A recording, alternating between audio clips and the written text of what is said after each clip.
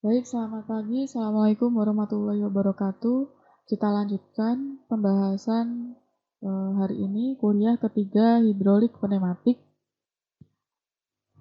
yakni masih tentang yang kemarin sudah kita pelajari ya. Ada beberapa yang telah kita pelajari, antara lain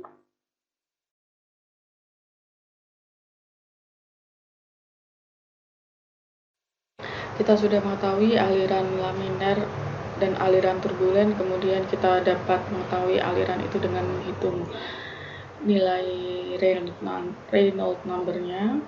Ya, ketika nilainya kurang dari 2000, maka alirannya adalah aliran laminar. Nilai 2000 sampai 4000 adalah critical zone, namun kita sebut sebagai aliran turbulen, dan di atas 4000 kita sebut sebagai aliran turbulen. Yang kedua, kita telah mengetahui kehilangan energi ya, energi karena adanya pemasangan pipa, karena adanya pemasangan valve, kemudian ada belokan-belokan pada pipa.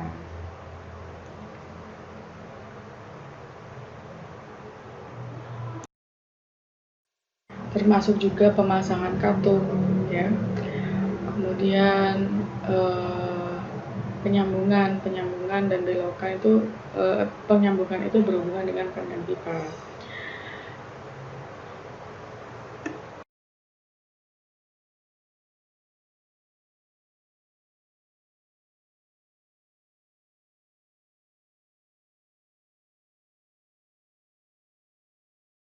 Kemudian ada persamaan Darcy-Weisbach ya, di situ Darcy-Weisbach digunakan untuk mengetahui head loss karena adanya pemasangan pipa yang panjang ya.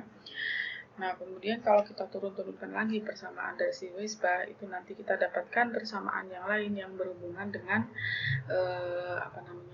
rugi-rugi juga. Yang kemudian nomor 4, kita bisa mencari friction factor atau faktor gaya gesek ya. Faktor gaya gesek dari aliran turbulen maupun aliran laminar ya. Kalau aliran turbulen kita dapatkan nilai F-nya dengan menghubungkan dengan nilai Reynolds number, akan tetapi untuk aliran turbulen kita harus memerlukan diagram Moody untuk mengetahui friction factor-nya. Oke. Dan yang belum kita lakukan adalah yang kelima ini. Yang kelima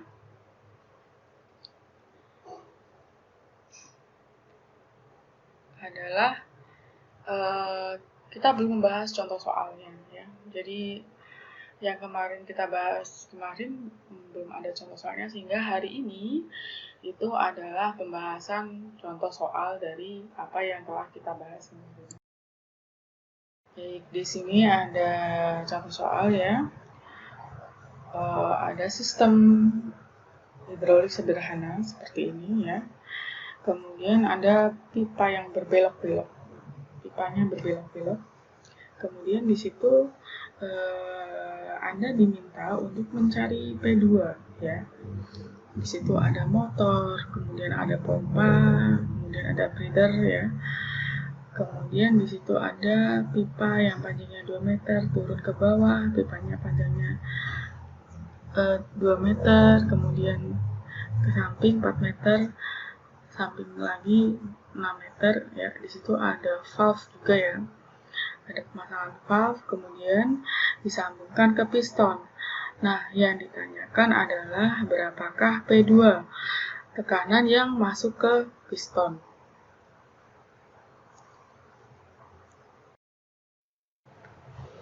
Oke, baik, kita coba satu-satu dulu ya. Informasi apa yang bisa kita dapatkan dari gambar di samping. Kebetulan ini sudah dituliskan semua yang diketahui di masing-masing part atau bagian gambarnya ya.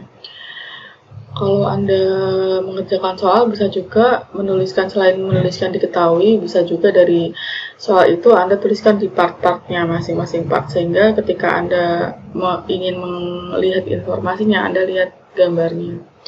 Yang pertama di sini apa yang kita ketahui? Nah, dari mulai Q debitnya, kalau kita melihat ada debit ya, ada debit di situ, berarti informasi apa yang kita dapatkan? Informasi yang kita dapatkan adalah kecepatan aliran yang aliran fluida yang dialirkan itu berarti. Nah, V sama dengan Q dibagi dengan A, Q-nya adalah 0,02 dibagi dengan A. A-nya adalah diameter luas penampang dari fluida itu ya. Jadi luasan pipa dalam itu. Jadi A sama dengan V dikalikan dengan 0,038 diameternya ya, kuadrat dibagi dengan D. Dibagi dengan 4.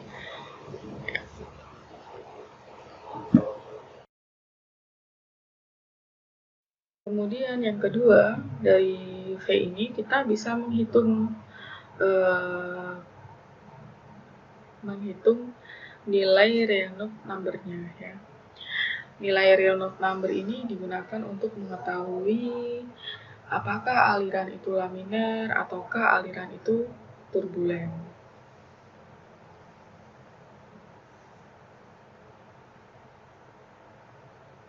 Jika laminer, maka nilainya kurang dari 2000. Jika turbulen, nilainya bisa 2000 ke atas. Reynolds number itu adalah kecepatan fluida dikali dengan D itu diameter ya, kemudian dikalikan dengan rho dibagi dengan mu. Mu itu adalah viskositas.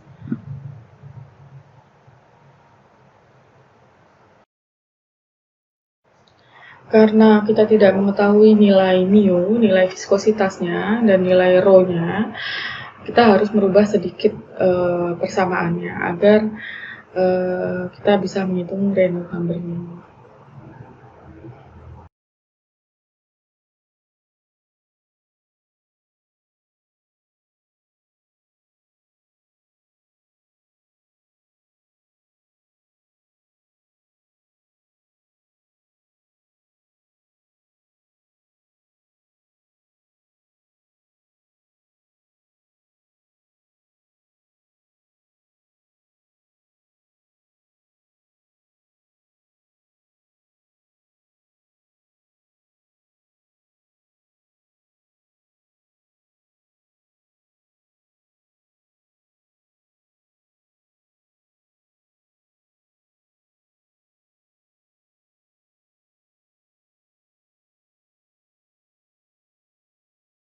Mungkin ada yang belum paham ya kenapa Reynolds number-nya menjadi VD dikalikan dengan dibagi dengan V.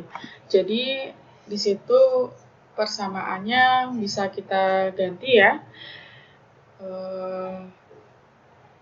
Rho di sini saya turunkan menjadi mu per rho. Mu per rho itu adalah V. Gitu ya.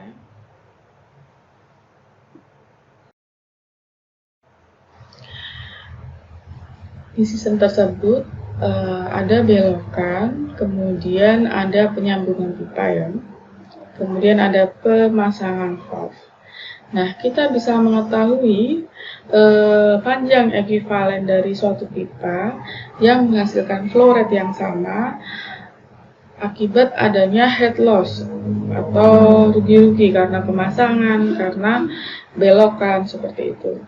Nah, persamaannya kita turunkan dari persamaan Darcy-Weisbach,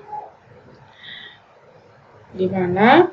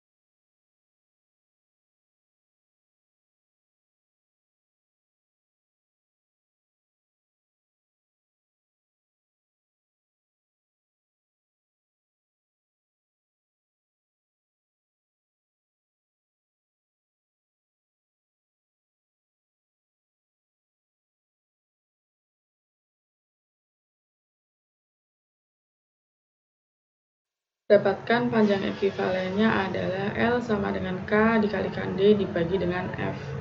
Nah, F-nya sendiri, friction factor-nya adalah 64 dibagi dengan RE sama dengan 64 dibagi 669 sama dengan 0,096.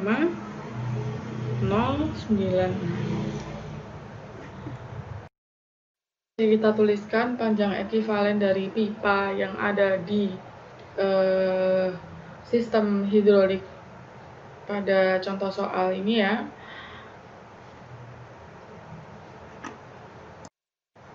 Jadi panjang ekuivalennya adalah sama dengan L pipa ya, L pipa ditambah dengan apa saja gitu. Jadi panjang pipanya Anda tambahkan, kemudian kalau ada belokan Anda tambahkan dengan K untuk belokan. Kalau ada pemasangan valve Anda tambahkan dengan K atau ekuivalen, panjang ekuivalen dari akibat dari penambahan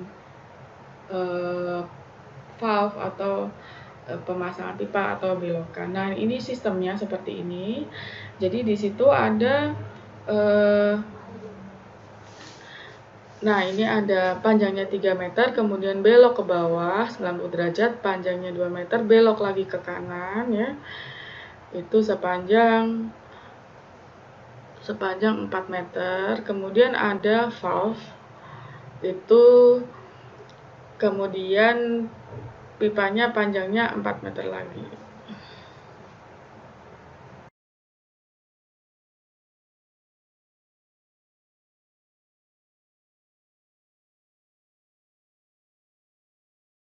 Sama ya, kita total dulu panjang dari pipa itu 3 ditambah 2 ditambah 4 ditambah 6, hasilnya adalah 15. Anda dijumlahkan dengan panjang ekuivalennya. Panjang ekuivalen itu adalah KD per V.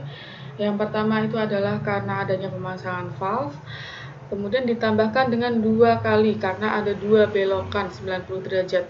2 KD dikalikan dengan F karena ada belokan 90 derajat.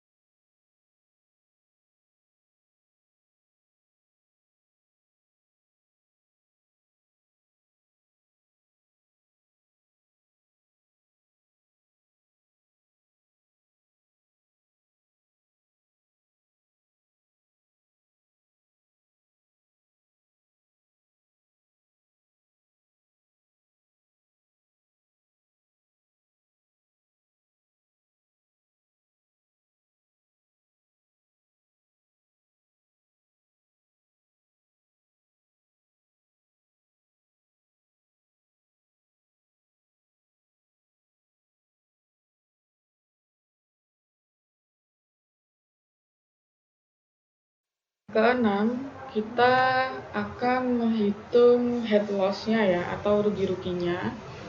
Head loss dari persamaan Darcy-Weisbach ya, karena kita sudah dapatkan nilai L ekuivalen, sehingga persamaan di dalam persamaan Darcy-Weisbach itu ada komponen L, L-nya kita masukkan, L-nya adalah L ekuivalen.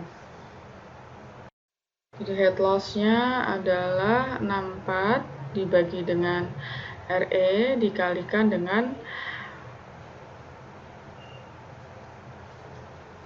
L dibagi D dikalikan dengan V kuadrat per 2G.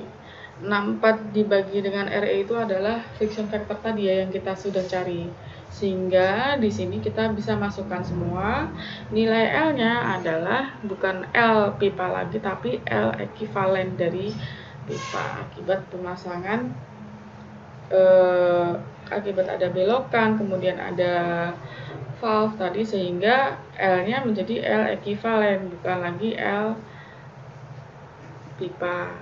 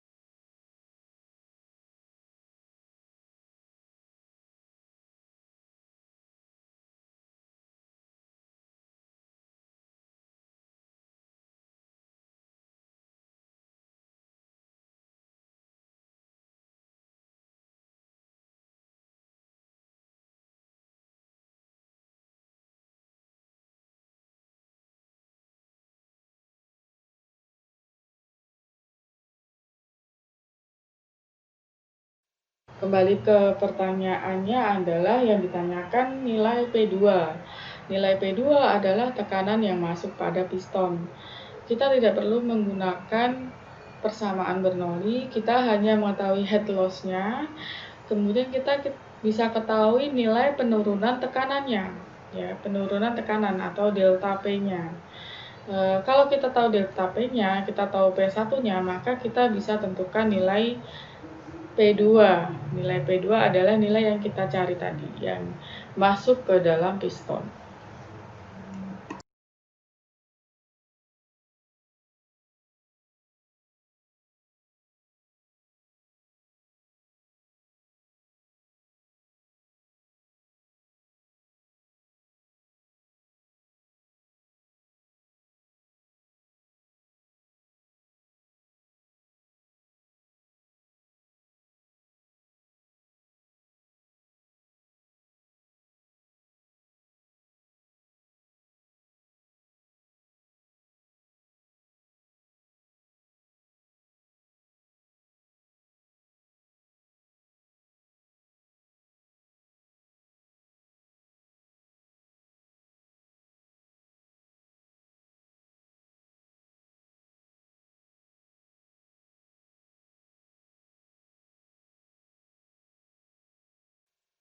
Persamaannya adalah delta P per gamma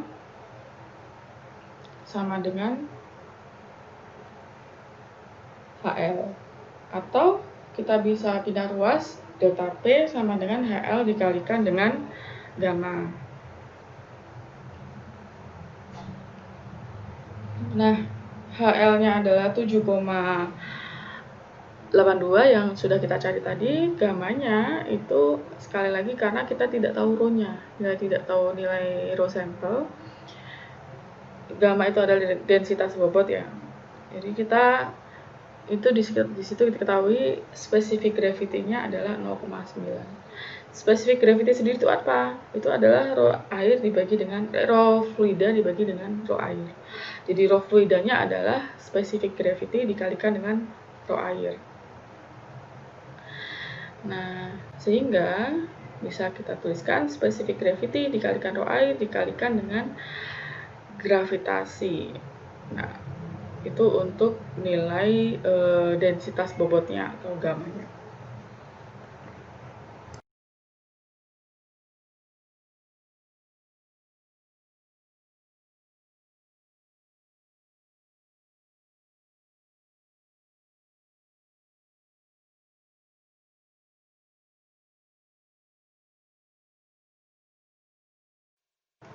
Oke, kita masukkan nilainya sehingga diketahui tekanannya adalah tekanan pada delta P. Perubahan tekanannya adalah 690.000 Newton per meter persegi atau sama dengan 0,69 bar. 1 Newton meter persegi atau 1 Pascal itu sama dengan 1 kali 10 pangkat 5 bar. Sehingga kita ketahui P1-nya adalah 7 bar. Jadi P2-nya adalah delta P. Kita bisa hitung dari delta P-nya. Kita tahu bahwa delta P itu adalah P1 dikurangi dengan P2. Jadi P2-nya adalah P1 dikurangi dengan delta P.